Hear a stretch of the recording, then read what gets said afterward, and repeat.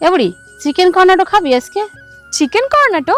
Chicken দিয়ে আবার কর্নাটো হয় নাকি? হ্যাঁ, বানানো যায় তো।